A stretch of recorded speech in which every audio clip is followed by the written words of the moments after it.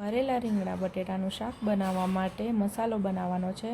તો મસાલામાં 7-8 કરી લસણની લીધી છે. તેમાં લાલ ચટણી નાખી અને ખાંડી લેવાનું છે. લસણવાળી ચટણી થઈ ગઈ પછી તેમાં સિંગદાણા નાખવાના છે, એટલે સિંગદાણાનો ભૂકો કરી લેવાનો છે.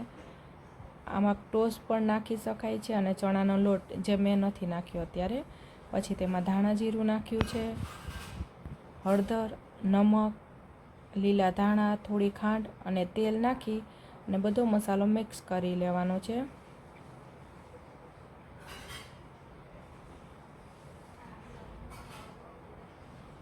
આ રીતનો જો મસાલો સરસ તૈયાર થઈ ગયો છે. હવે બટેટા અને રીંગણામાં આ મસાલો ભરી લેવાનો છે. બટેટા અને રીંગણાને ધોઈ લીધા છે. હવે તેના રીંગણાને આ રીતના એનો દાંડલો થોડો તોડી નાખવાનો, એટલે આ રીતના એને કરી લેવાના. પછી કાપા કરી અને તેમાં મસાલો ભરી લેવાનો છે.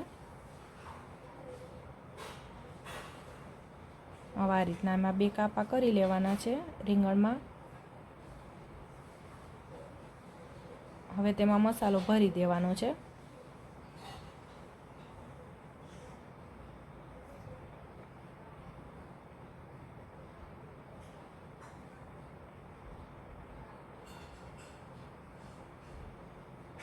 હવે બટેટાને પણ આ રીતના ભરી લેવાના છે.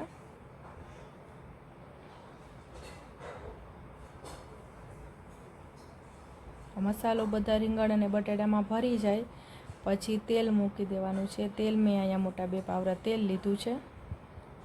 પછી તેમાં રાઈ, જીરું અને હિંગનો વઘાર કરી લેવાનો છે. હિંગ નાખી પછી તેમાં તમાલપત્ર, બાદિયા, જે ગરમ મસાલો નાખવો એ નાખી શકાય. લીલા લીમડો નાખ્યો છે, મીઠો. પછી તેમાં રીંગણ અને બટેટાને વઘારી લેવાના છે.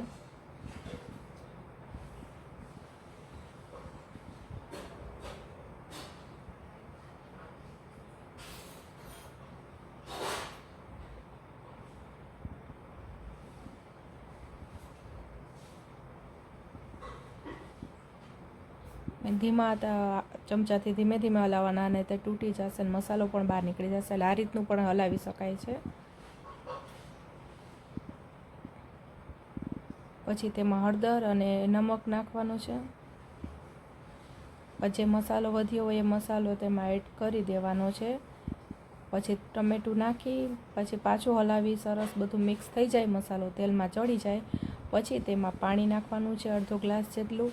અને આમાં 3 વિસલ થવા દેવાની છે, એટલે શાક સરસ ચડી જશે.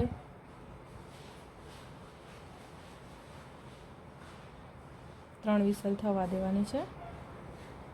શાક સરસ ચડી ગયું છે. જો તમને આ શાકની રેસીપી ગમી હોય તો મારી ચેનલને સબસ્ક્રાઈબ કરજો અને લાઈક કરજો.